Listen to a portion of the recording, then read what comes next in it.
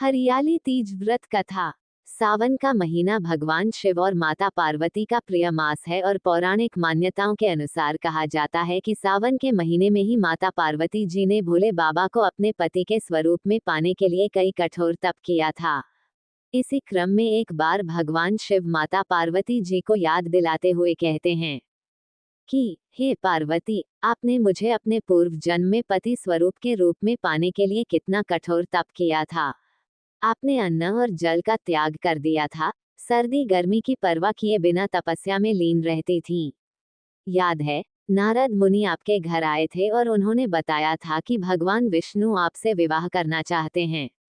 आपके पिताजी पर्वतराज खुश हो गए और उन्होंने भी उस प्रस्ताव को स्वीकार कर लिया था। लेकिन आप तो मुझे ही अपने पति स्वरूप में पाना चाहती थी। फिर शिवजी बताते हैं कि आपने अपने दिल की बात अपनी सहेली को बताई और उन्होंने आपको जंगल में तप करने की सलाह दी। फिर आप जंगल में चली गईं और एक गुफा में तपस्या करने लगी। आपने रेत से एक शिवलिंग बनाया और मेरी पूजा शुरू कर दी। आपके पिता आपने ढूंढते ढूंढते थक गए थे, लेकिन आप तो मेरी भक्ति में लीन थीं। सावन के महीने में शुक्ल पक्ष की तृतीया तिथि को मैं आपके पास गया और आपकी भक्ति से प्रसन्न होकर वरदान दिया कि मैं आपका ही पति बनूंगा। आपके पिता भी आपको ढूंढते हुए उस गुफा में पहुंचे, लेकिन आपने उनके सामने शर्त रखी कि मैं तभी आपके साथ आऊंगी जब आप मेरा विवाह भगवान शिव जी के साथ करेंगे। फिर पर्वतराज जी आपकी बात में हामी भरते हैं।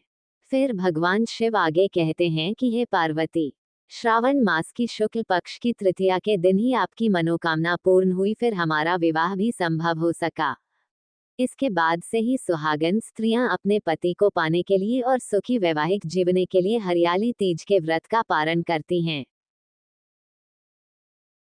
कथा अच्छी लगी तो हमें सहयोग करें और हमारी वीडियो को लाइक करें और चैनल को सब्सक्राइब करें प्लीज।